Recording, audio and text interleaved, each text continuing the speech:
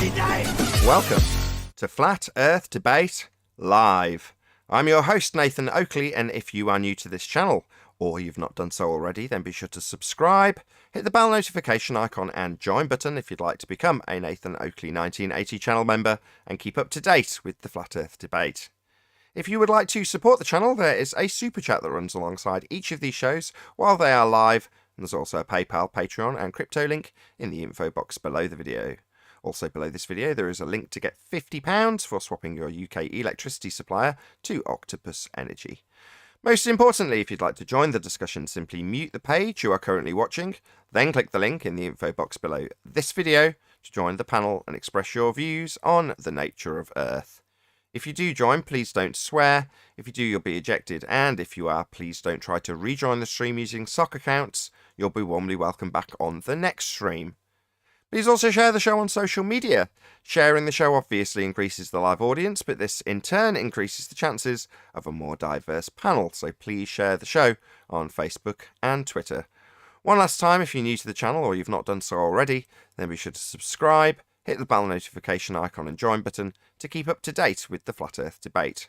Now we are joined by 10th Man, Neil, Arwin, and a whole bunch of people in Discord, so welcome one and all. Good morning, everybody. Hello. Hello. Hello. Good to have you all. You do a bit of housekeeping? Yeah, let's do it. Any evidence of a physical geometric sphere edge, that's a horizon formerly known as Earth curvature? Not since man has existed, and the black swan, and the death to their model, because the radius isn't there to show the curvature where it's supposed to be. So the model is dead. All the books written about it being there when it's not, that's dead. Well, how can you say the model? Wait, how can you say the model is dead? Because everything works out. No, it doesn't work out. That's why you can't demonstrate the model in reality. In reality, it's dead, but the model's not dead. The model works perfectly for them.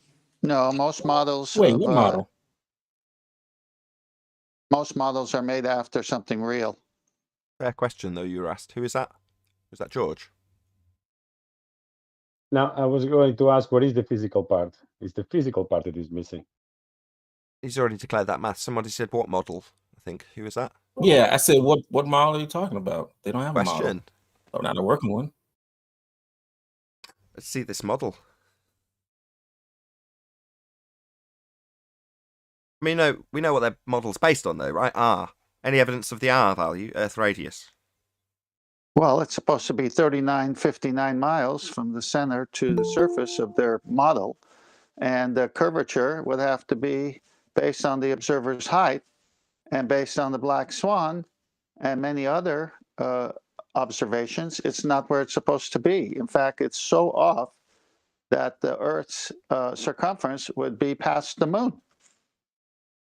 If you calculated the black swan image as a physical geometric sphere edge horizon, then yes, your R that resulted from the maths with dip angles would give you an Earth that was beyond the current claimed orbital path of the moon. It would be beyond that path in terms of its physical size.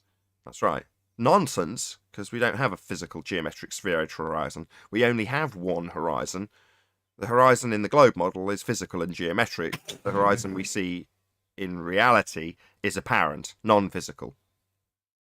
Correct. Yeah, but we can make three assumptions and then we can calculate it into existence. If we assume that we're in a gravitational field and we assume that there's a radius value, and if we assume that we know the size of the radius value by assuming the Earth's a sphere, then we can calculate into existence a physical horizon that we can never perceive and just expect you to believe that it's there because we do see a horizon, but we just got to squint your eyes a little bit and then boom, you're on a ball.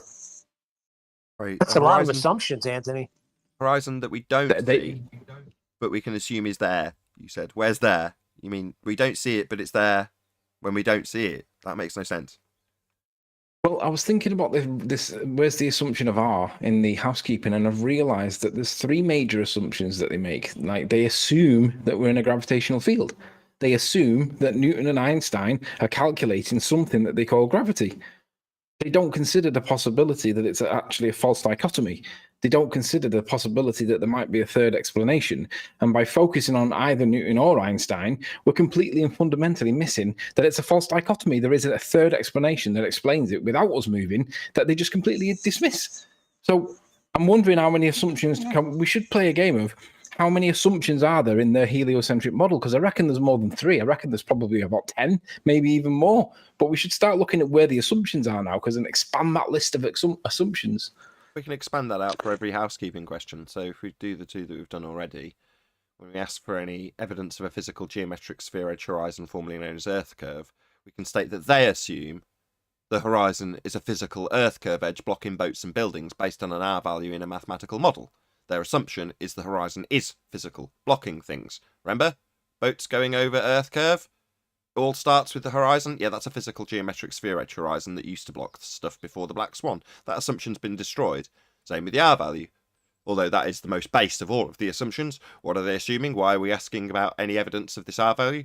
Because that's the base of every assumption they make ever when they declare the Earth's a sphere. They start with the assumption of the R value. You could move on to...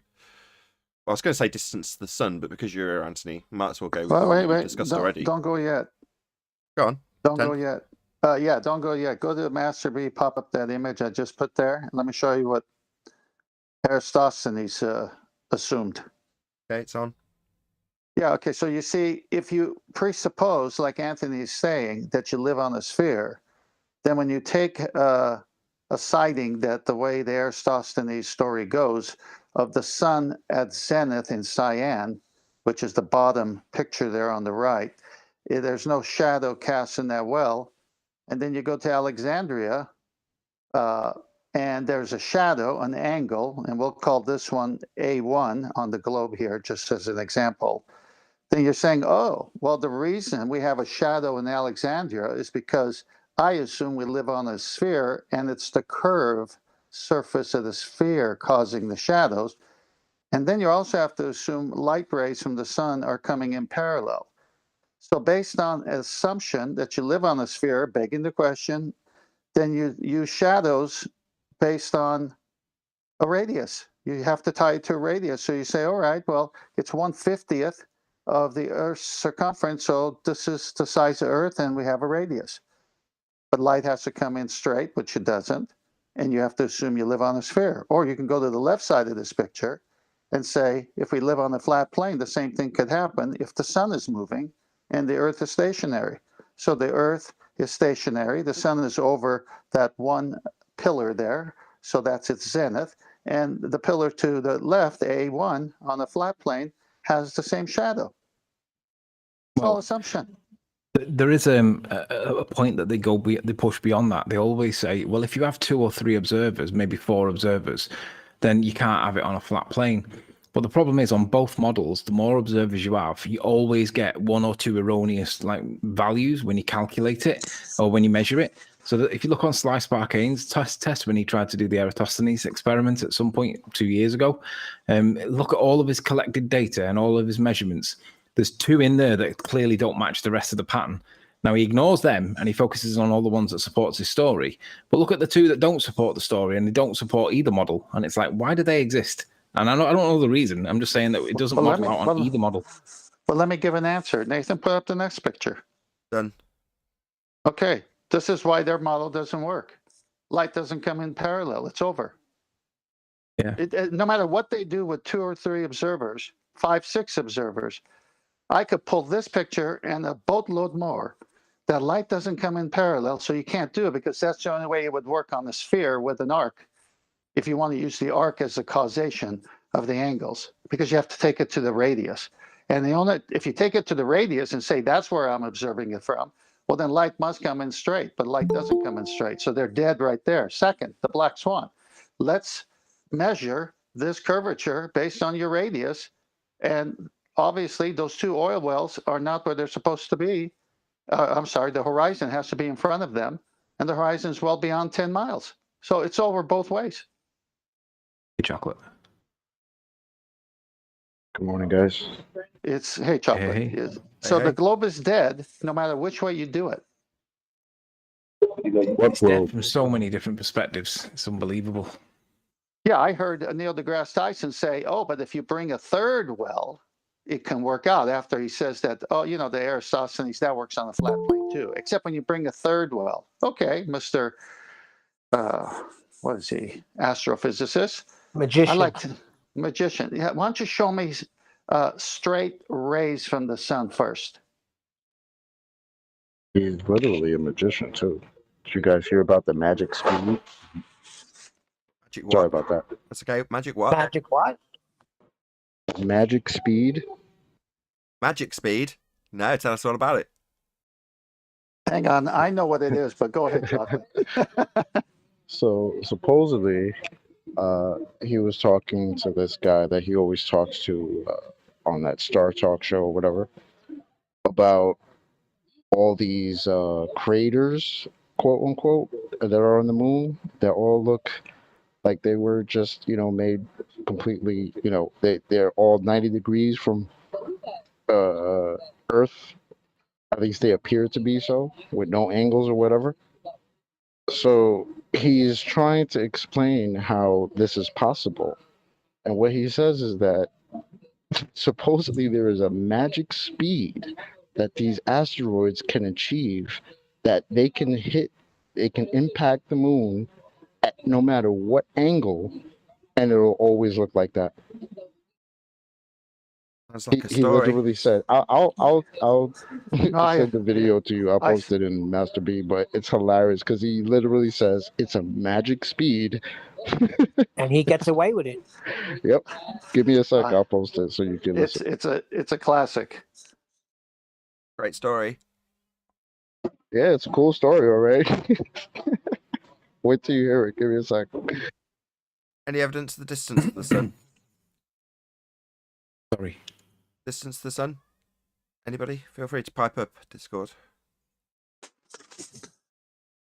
What is the sun? Discord. It's over I there. do want to. Nathan, would you mind sharing my screen? Sure.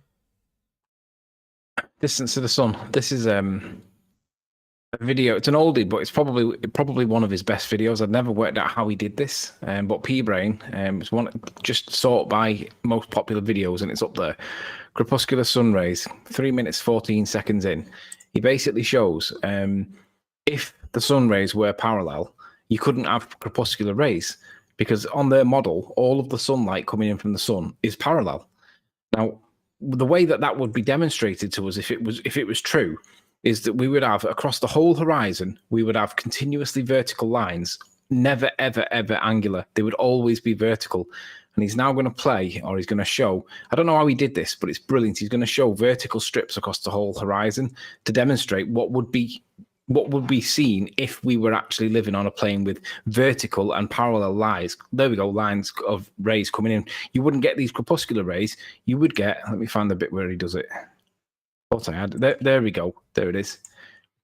I don't quite know how he did this. So shout outs and kudos to P-Brain. And it's coming up any second. There we go.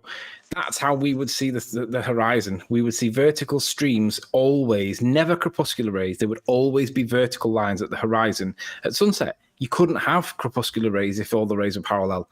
But they expect us to think or believe that they're parallel when they're not. You can't have crepuscular rays. That's why I ended that section the way I did. That's it. Sorry, that's how it would look. If the rays were parallel, that's the way that crepuscular rays would appear. They wouldn't be crepuscular. They would be vertical. They would be parallel. They would always be like that. There would not be crepuscular rays. Just keep it here, Sleeping Warrior. Let me comment on this. So Eratosthenes, when he did his shadow test, right, where it's the center there where the zenith is, the sun directly over that spot on the earth, that's his well in Cyan. And to the far left, let's say, is Alexandria. And there was a shadow cast there on that pillar, right?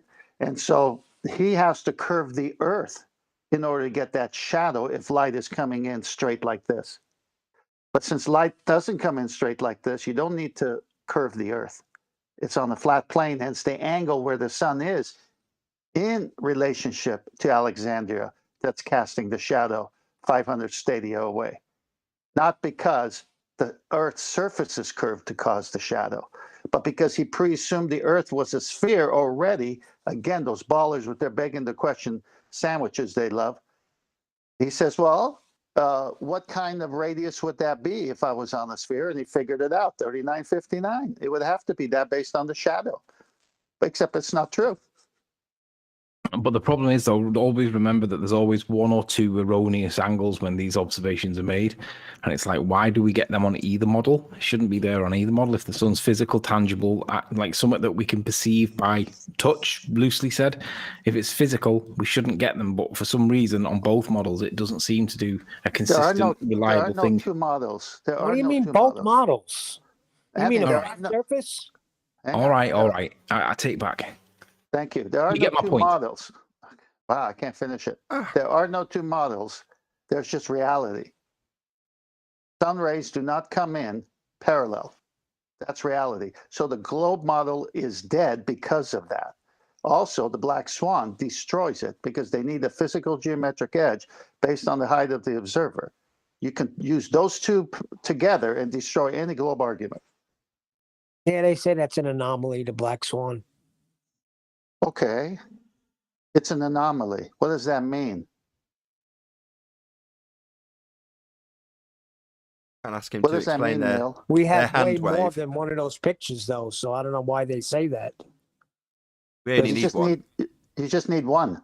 Yeah, we only need one. I understand that, but we have way more. So how can they say that's an anomaly? That's just. Well, why do you think I said? Why do they say that? And I need that answer before we go on. So all you need hand wave. He's not going to give you the answer. When they hand wave this stuff, it's just him parroting their hand wave. He's not going to give you an explanation for it. Thank you. Godzilla 37 says, war is peace, ignorance is strength, and parallel is divergent. Thanks for the super chat. But I don't understand it either, because that's why we call it a black swan, correct? Because all you need is one black swan to prove that all swans are not white. Karl Popper analogy is as follows, right? If all swans are white, you only need one black swan to demonstrate that to be false. Now, the assertion is carried over by comparison or by analogy with the assertion that we have a physical, geometric, sphere edge horizon that blocks boats and buildings in the distance. Do we all forget that we're arguing about how much we should or shouldn't see at the bottom of stuff because how the physical Earth curve got in the way? Well, that's an assertion that horizons are physical. Horizons are Earth curve. That's your white swan. Horizons being physical and blocking stuff, that's what it asserts in their maths. They calculate all day about how much it should or shouldn't block stuff at the bottom with its physical Earth curve edge nature. Well, you only need to show one non-physical horizon to disprove the assertion that horizons are physical. Because that one isn't. That's a black swan by comparison, with the Karl Popper analogy being a black swan being demonstrated to show that they're not all white. Well, they're not all physical geometric blocking boats and buildings.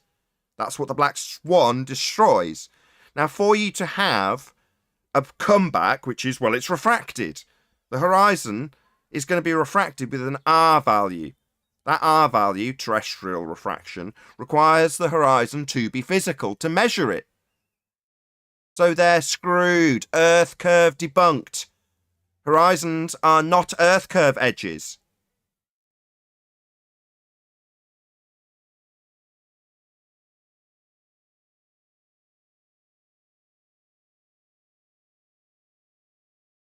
Indeed. Nathan, go to Master B. Let's put a final nail in this coffin. I got Aristophanes' images up. The one with the cartoon globe and parallel. Yes, with the light rays coming parallel. Yeah, it's up. Okay, so that bottom one with the S, that's Cyan, and the top one with the little A, that's Alexandria. This is the only way you could have a shadow and say it's because of Earth curvature. Those rays have to come in that way. Go to the next cartoon one.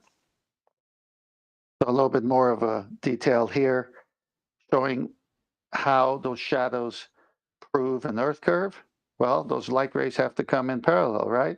And then you figure out the shadow size from the distance from Cyan to Alexandria, do a little math, and you're going to get a radius out of it, and 1/50th of their circumference. And this is what they presuppose.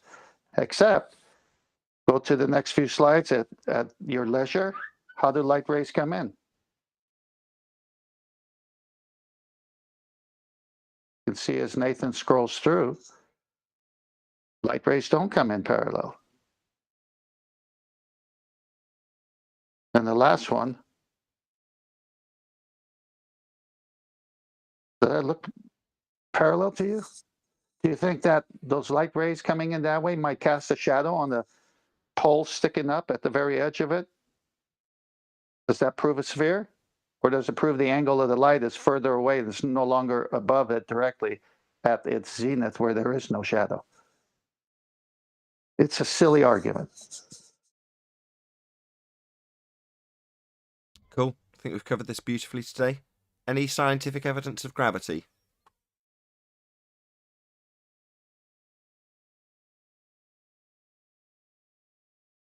No, but there is a sign of a magic speed in Master B and Ballbusters. A sleeping warrior. If we live on a sphere, shouldn't we need gravity for that?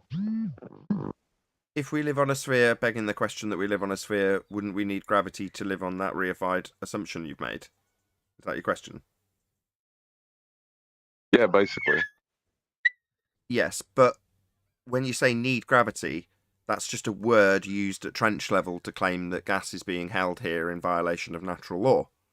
But in reality, their gravity doesn't do that. So while they might need a word to get around a problem that violates natural law, gravity, in quotes, doesn't do that.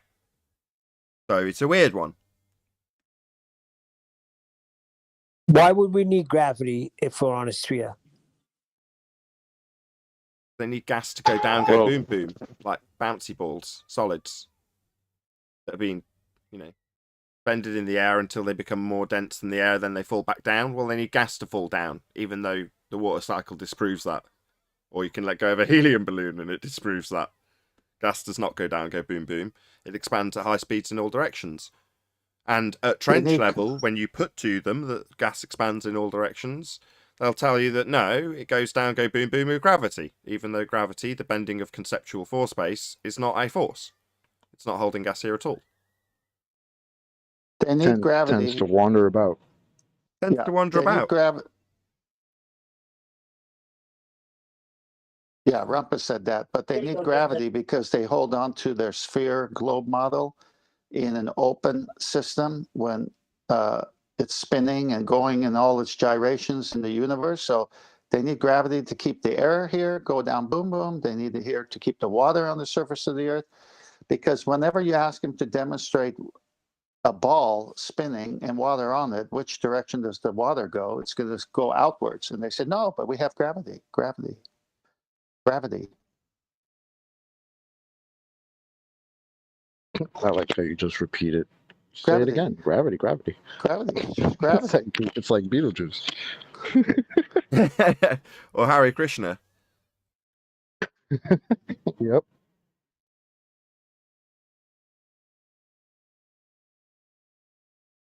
Sleeping Warrior back with us yet? Clearly not. Yes, I'm here. What can I do for you? We had a conversation this morning about gravity. Yes, we did. Just give me 2 minutes. I'm just kicking the dog out for a WALK, so give me 2 minutes. I will carry on and come back to it then. We might probably around our house. Perfect. The magic speed video is 2 minutes long. Magic speed. Yeah, you'll have to send me that clip. They're literally telling you it's magic these days. Yep. And then he ends the video with, lava flattens out in its liquid state.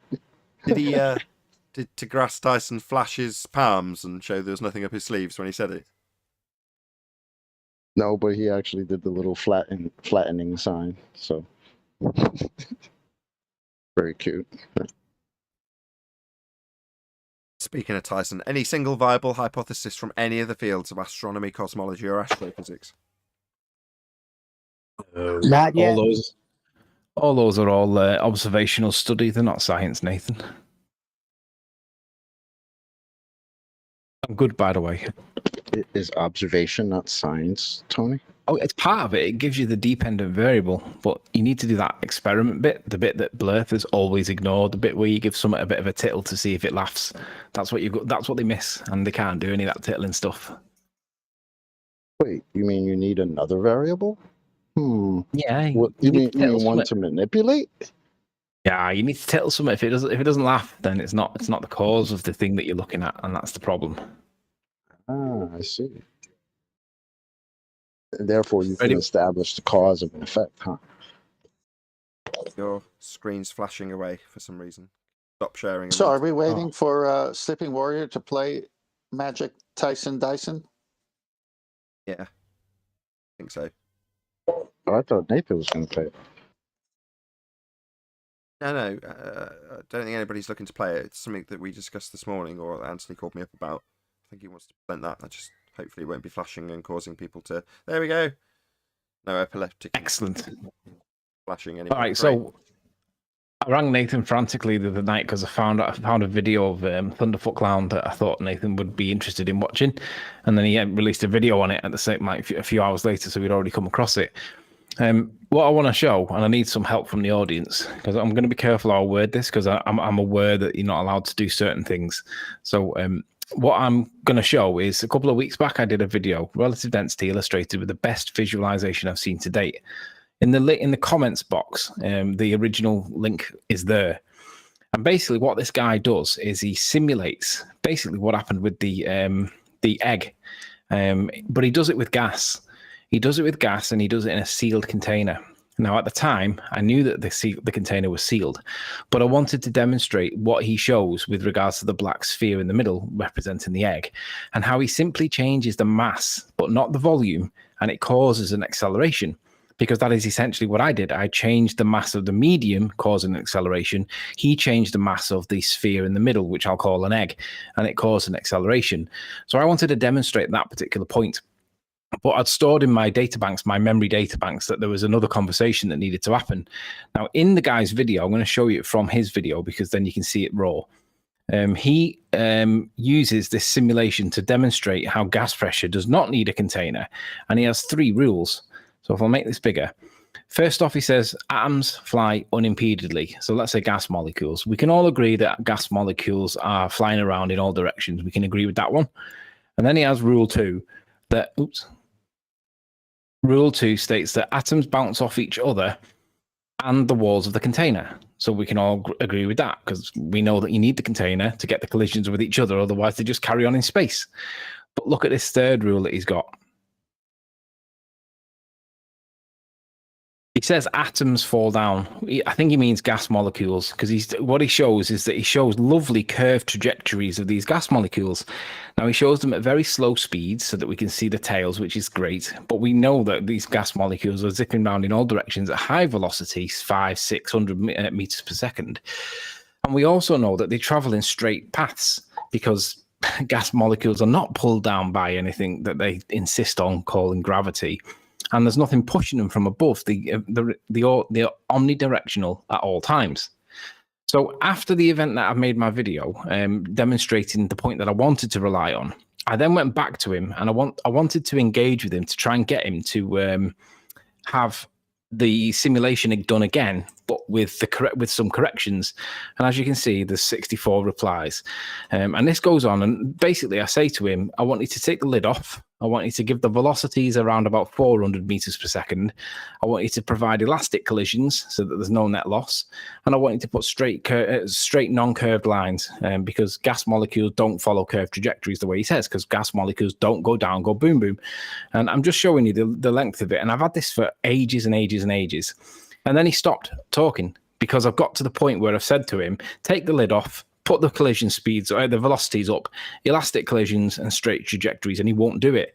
So let's go back to the top and you can see that I've done another comment, started a new thread because he's ignoring me. How are you getting on with the simulation without the lid? And he's still being dishonest and shirking it. 2 days ago, it's gone with no reply. So unless COVID's took over in his life and it's become an issue for him, I'm not having that he's not seen it. He's had a back and forth with me over the last week, and he won't rerun the simulation. So I've asked him many, many times to take the lid off. You can just see the white line up here. Now, notice in this video here, it's right on the top of the bezel. It is in frame, but you can only just see it. It's not as thick as the other two. So because the lid's there, if I just play this, you'll see. You can see that in this example there, it's got it. See that one then bounced off the top. Obviously, that one would escape. Now, in the actual video that he shows where I was making my point, which is here, you can see that there is a line across the top, and you can see that there is many, many, many, many, many collisions with that surface there. And they need the surface to create the bounce back. But if you remove that surface, they're not going to bounce back. Now, he knows that, and he readjusts in the video. He moves it out the way so you can't quite see it initially, because he says, yes, and we even have Brownian motion, which is true, but he then puts it back in such a way. See, it's missing now, so it implies that there's no lid. So I'm trying to get him to redo the experiment or redo the visualization, his simulation in his model, but without the lid. There are 3 other things, and he's refusing to do it. So I'm not asking anybody to troll the guy. I'm asking people to go over and encourage him to take the lid off the test, the what do you call it, the container, give them better velocities, 400 meters per second, elastic collisions, and straight line trajectories, because that's what we know they do. They're omnidirectional, they're not influenced by gravity. And encourage the guy to redo the test, and he won't do it. He won't take this lid off because he needs the lid to be there to get the molecules to bounce back. Well, if the lid's not there and the molecules don't bounce back, then it debunks his own observation, his own simulation. And obviously, that's what we want to try and do. We want to demonstrate that even blurthers, when they try and simulate this stuff, they have to do it in such a way to be dishonest. So this is the key point here, where he puts it back. Can you see that the lid's now missing? It's not in the picture. So look, there it is there. You see it there. Now he's moved it, and it's now not in the picture at all. So he's trying to simulate a gradient with the impression that there's no lid on it, but there is actually a lid. So I'm trying to get him to redo it with no lid, and stop changing and stop, this third gas law as well that he's implied. Right? Remove that bit, because atoms don't fall down. They're omnidirectional, not influenced by any gravitational force, even though we're in a gravitational field, apparently. So just encourage the guy, not troll. Encourage him to redo the test properly and see if we can get him to do it, because I really want to see what happens when he removes the lid. I'm done. It's a simulation. Who cares? Right, and you're saying it's on screen right now. Atoms fall down. All right, I can debunk that with a puddle. Hello. I can debunk it with a helium balloon. I don't even need helium, which is not that easy to come by. Meanwhile, puddles. Right? Just look at the next puddle, and does it stay there? What happens to the water? Do the atoms fall down as a rule? Is this rule applied to water, does it? As the steam evaporates and goes up to form clouds. Here's some clouds for this complete idiot. What's his name? Let's name this idiot. Name, Anthony. Pronounce it. He's foreign, so there might be a language thing. But OK Riley is what I'm going to say. OK Riley, do it again without the lid on. It's called OK Riley. No, but I think it's Rylos. I'm not sure how you pronounce it. It's foreign. Okay. Well, atoms fall down. Right. How do you explain these clouds? That's not because the gas went down, go boom boom, like bouncy balls poured into a fish tank. Now, I understand that there are idiots with PhDs that go around telling people that gas go down, go boom, boom, like solid bonded bouncy balls. No, it doesn't. See this? Yeah, that's not gone down. It's come from here up to here. So this rule, it's not a rule. It's an idiotic assumption that we have a downward vector with gravity. Total nonsense. Atoms fall down? No. Can debunk that with a puddle. Idiot. Yep. Excellent breakdown there, Anthony. Loved it. Bottom line is, just take the lid off. We've got a lid on screen, right? This is a picture from Spaceballs. I'm sure you're all familiar with it. So, this would be the scenario we would require on a globe Earth. Containment for the gas pressure. Because this vacuum, this vacuum cleaner, that's representative, by a humorous aside, of the black area, the vacuum of space. Yeah? Well, this low pressure zone, would be where all of this gas filled. Now, coincidentally, in Spaceballs, they depict it with this layer that's a very obvious glass dome around their sphere Earth in the movie. Now, the fact that Earth as a sphere is depicted in exactly the same way, it's just not claimed that this is a barrier of any physical description to hold gas here. But the pictures are very, very similar. When you see the claim to be pictures of Earth from space, there's just gas pressure next to a low pressure 10 to the minus 17 torr vacuum. Now, the sky is not a vacuum, because if it was, the gas we breathe would fill the space. If the sky was a vacuum and we were a sphere in it, we would never develop gas pressure in the first place. Every little tiny bit of gas that was released from the ground would immediately dissipate into space. It would never develop pressure, exactly as Anthony's been showing. You need a container to achieve that. Even in a simulation with rules that say the gas go down, go boom, boom, it still needs to be contained.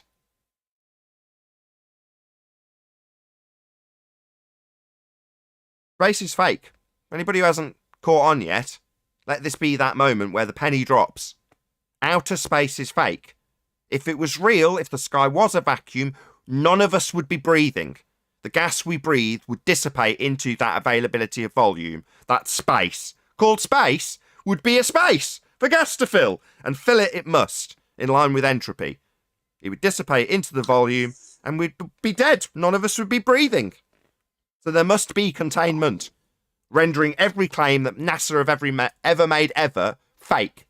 The current nonsense about going to Mars, completely fake. You can't travel through a second law of thermodynamics violation sky vacuum to get to Mars, claimed to be a rock, actually a light in the sky. Because if they travelled through a vacuum to get to a rock called Mars, actually a light in the sky, then the gas could follow the same exact path at high velocity as it expands in all directions, which is what gas does. So we'd all be dead if their trip to Mars was true. It isn't. Just a little note here. When Nathan said the penny drops, he's not referencing gravity. He means, as a metaphor, the light goes on in your head. Because some pennies will go up, won't they? And it depends on the medium, doesn't it? Because some pennies won't actually go down. If you drop a penny in, say, the medium of, say, I don't know, what's that, Mercury one? Which way does the penny then go? Oh, hang on, it's not even up, is it? It goes to the more or less dense medium, doesn't it? Yeah, but I picked it up. It was at equilibrium. I picked it up and I let go, and it goes back to rest. So we know why it drops, but that's not the point. 10th, what would happen if the floor suddenly fell away, like in the vomit comet, you know, where the penny was before and now the floors fell at the same rate that the penny displaces its now medium of air? What would then happen? You see it in the vomit comet until it stops. So it'd float, wouldn't it? It's not really floating, but you can think of it as floating. It's actually falling because the floor that it was touching a minute ago has been swiped out from underneath its feet. So now it's not able to sustain itself on the floor in that state of fall or rest because the floor's not there. So what would you expect to happen? It's kind of like if you removed the shelf when a helium balloon was pushing up against it. If you suddenly remove the shelf and then it carried on being pulled towards the cloud by an attractive force that isn't really there, but you can think of as there, that you can calculate is there, the helium balloon falls to the clouds, doesn't it? It's the same what happens with the vomit comet, but Blurthers conveniently apply the equivalence principle of Einstein conveniently in their favor, because although the plane's falling out the sky and the people that are in the plane are also falling out the sky, and they're protected in a giant condom kind of thing from the earth resistance around them, so that when they're free falling, it's almost like they're in a vacuum chamber, but of many, many heights. They apply the equivalence principle where they say, yeah, they're not really falling out the sky. You can think of them as floating. How dishonest is that when they know that the plane's falling out the sky just so happens to look like they're floating? You know why they do that? Good breakdown there. Do you know why they do that mathematically? There's a reason for that. Well, it's so that they can deceive newbies like Rachie with all the 5 zeros into thinking that they're floating when it's bloody obvious that they're falling out the sky. Yeah, sure. But the reason mathematically is because when we're not moving, we're on the ground in what you just described as fall arrest. They assert we have 1g. However, Yeah, when falling, we don't have 1G there. It's 0G there. just don't steal my point. You weren't making it. Oh. Sorry. Right. So we're not moving on the ground. That's 1g in their model. Yeah? Agreed? Yeah. When falling at a rapid pace in a plane, to simulate their assumption of orbital mechanics, that would be to say falling around a sphere constantly at a fixed rate. Well, that perpetual falling is described as 0 Orbits. So what they've done is they've moved the scale one place. When moving, you're rumpusing me, Anthony. Shut up. They've moved the scale one place. So when you're stationary, that would be, you'd think, 0. No, 1. So there's a downward force on me, 1, when I'm not doing anything. Yeah. Well, so you negate the force by falling at a rapid pace. yeah, that's right. That's 0. That's how they do it. That is exactly what they do. They've moved the arbitrary 0 value to be 1 and then applied a negative g to it, and that's what they call 0g. So relative to the number 1, they're saying that that's a minus value relative to number of 1. And we're saying, hang on a sec, whether you're arguing for a force pulling you down being Newtonian stuff, which has been superseded by Einstein, or whether you're arguing for bendy space-time that they all swerve conveniently because it suits the narrative to ignore Einstein because it's not good for them, then we say, hang on a second, there is another alternative explanation. It's not actually a dichotomy between Newton and Einstein. That would be a false dichotomy because there is a third explanation. They just don't like talking about it. So long as we're arguing over Newton or Einstein and getting within that entanglement, that quantum entanglement, perhaps you might want to call it, that issue is constantly being talked about at the expense of a third explanation that is demonstrating the false equivalence, because they don't want us to talk about a third explanation. They want us to talk about Einstein and Newton. So long as we're talking about that, I'm done. So when Anthony's got his egg in equilibrium, that's what I would call 0. Now, by the same token, you can be on the edge of the beach and move into the water and go down, because you're still more dense than the medium that you're next to, but in fall arrest on the beach. Still 0. You're not moving. You're not doing anything. Same goes for Anthony's egg. Now, it changes the density of the medium, and the egg moves. So you can attribute acceleration to it at that stage when it's moving relative to your viewing it. Well, those are forces that you can actually attribute causal relationships to. And when you ascribed a value arbitrarily to it, you could say that the rate it moved up at was a rate of 1. And then when it stopped moving, it was back to 0. But they don't. What they're saying is when the egg is stationary, not moving up or down, it's got a force of 1. And if you can hurtle it up, right, or have it falling down, right, 9.8 meters per second, well, that rate is 0. Total nonsense. They need a force in effect when nothing's happening. That's what they assert.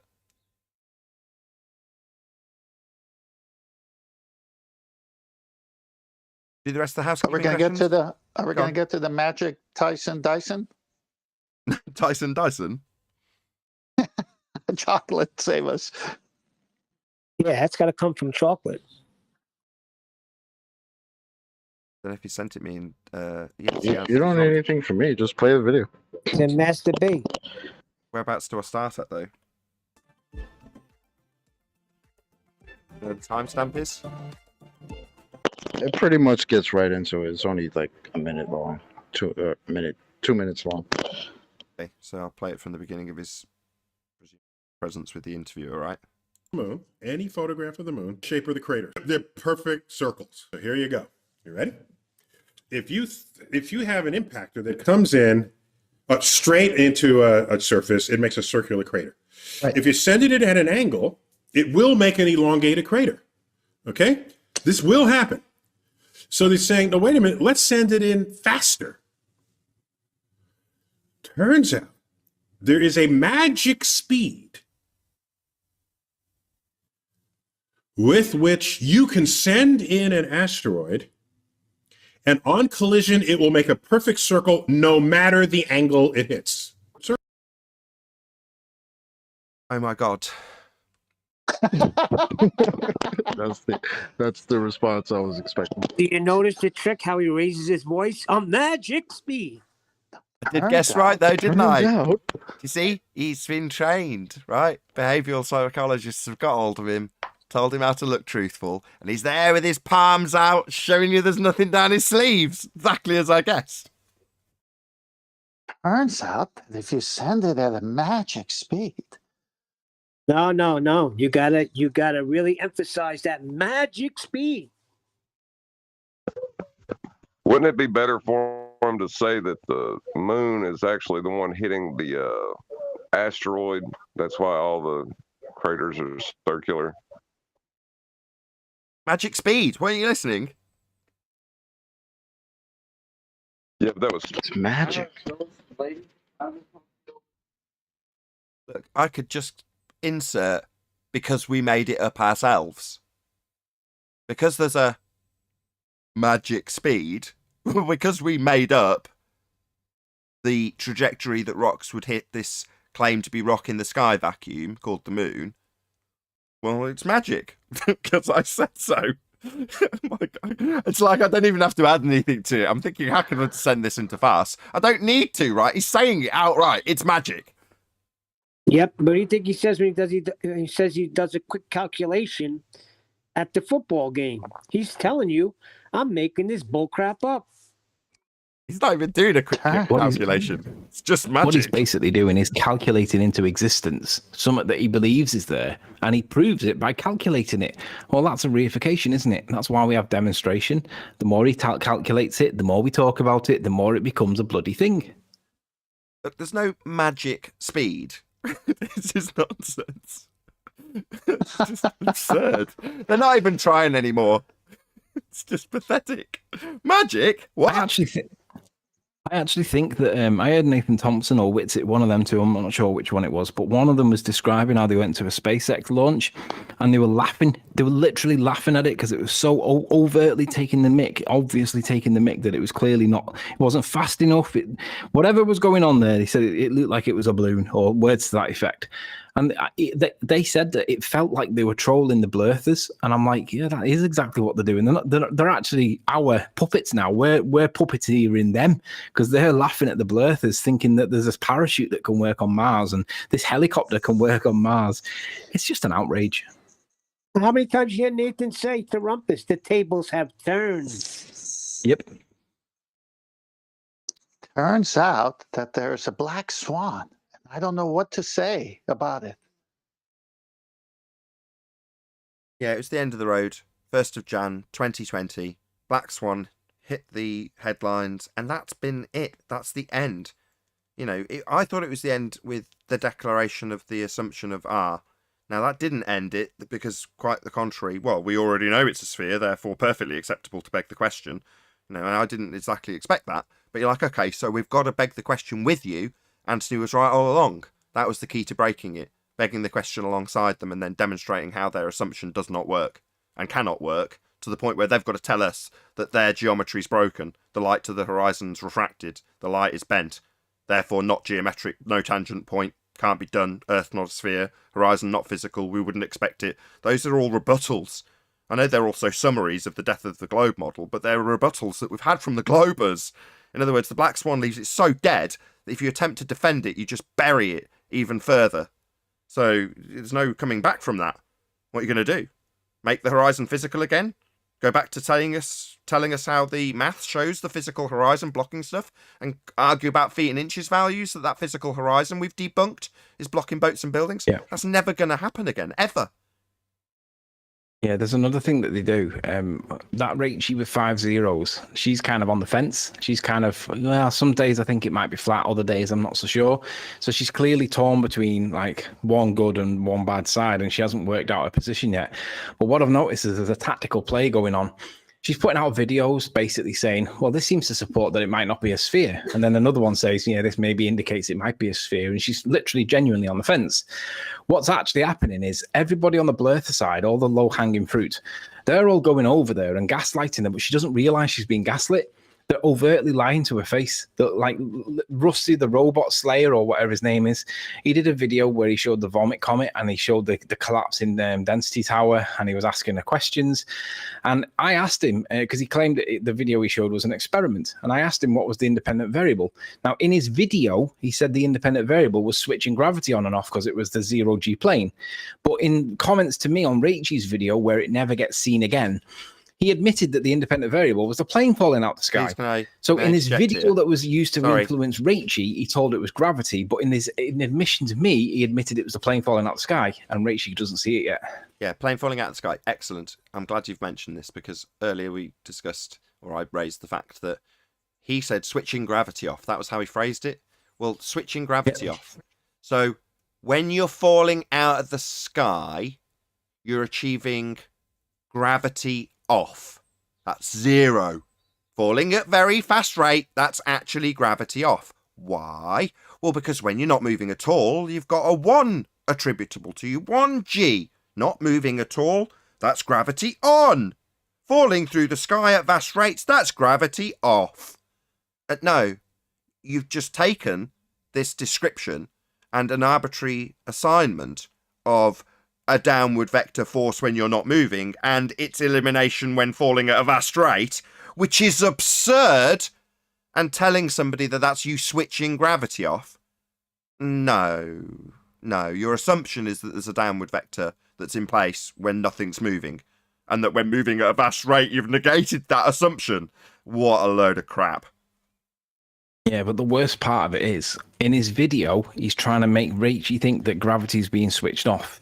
But in his comment to me, in Rachel's video, he admits that the independent variable, because he claimed it was an experiment, was actually the plane falling out of the sky.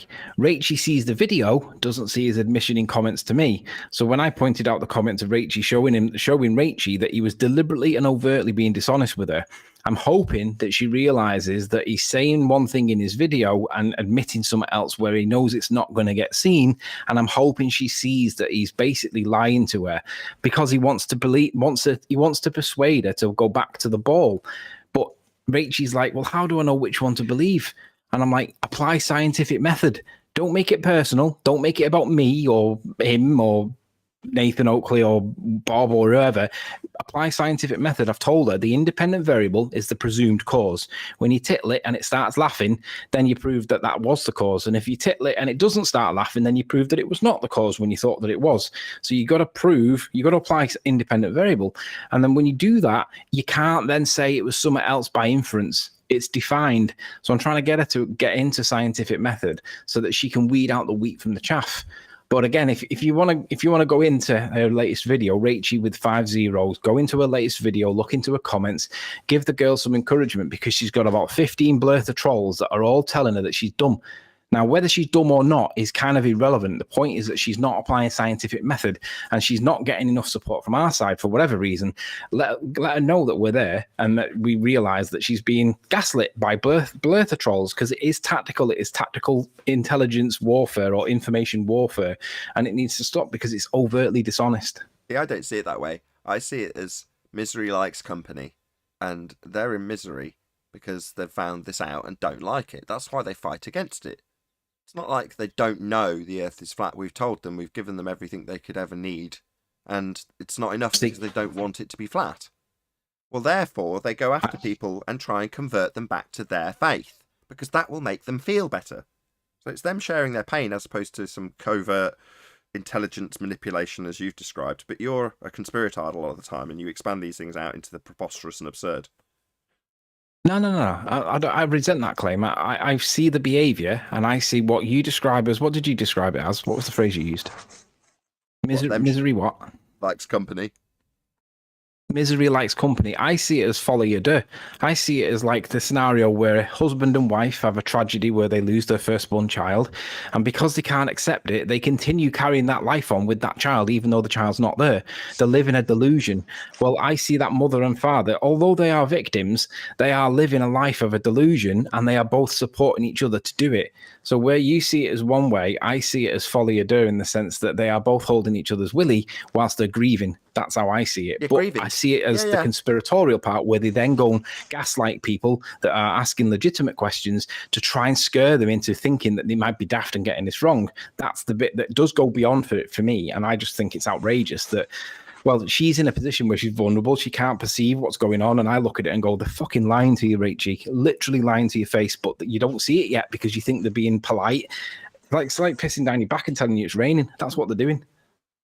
Yeah, but I see them in the comments, and now I view them in a very different way. You know, at the start of this path that I'm on now, I thought it was intimidating, you know, and them trying to pressure me, or like you're describing with Rachie. Now I don't see it that way at all.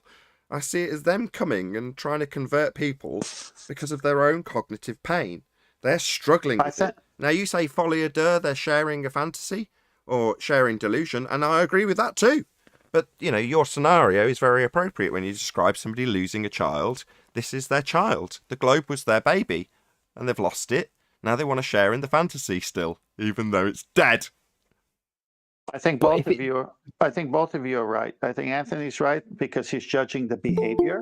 And I think Nathan's right because he's also judging their behavior. And some have to do what Nathan says. It's the only way they could squish it, get the pain out, is to fight it.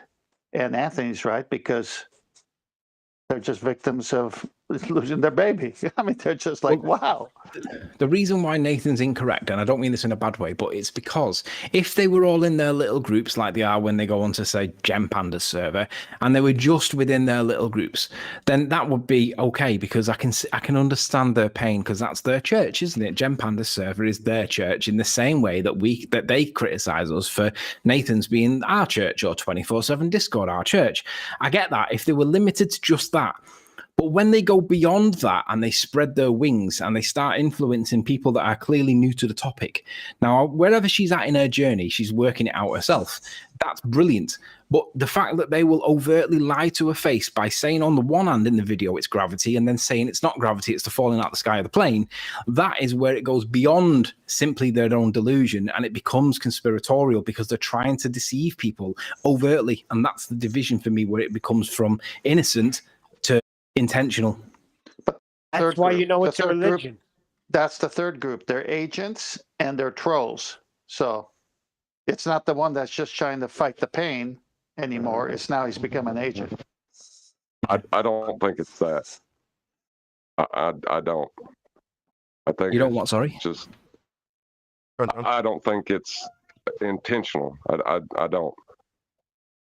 So how could you explain in the video he says it's gravity, but then in messages underneath where no one sees it, he admits that it's not gravity? How would you explain that if it's not intentional? Or cognitive dissonance? Because it's one of the it's one of the cognitive dissonance tools that they use to live on a ball. He believes that. Does he hold two positions simultaneously? Well, I don't know. I'm not speaking to his intent, but I could argue it the other way, and it would just be as valid. No, you can, and I take your point. I don't disagree with that, and I think that your point is valid. You could ascribe malice to what he's doing, but this is where John would then say, "Don't ascribe to malice that which can be explained with what's the word? Stupidity." With that, I'm going to say a huge, massive, enormous thank you first and foremost to both Discord and G+ panels for making today's live show possible. If you are watching this on either Nathan Oakley 1980 or Nathan Oakley premiering streams, then stay tuned, as there will be an after show to follow. Also, below this video, there is a link to get £50 for swapping your UK electricity supplier to Octopus Energy. Once again, stay tuned if you're watching on either premiering stream. I've been Nathan Oakley, and I'll see you all in the next video.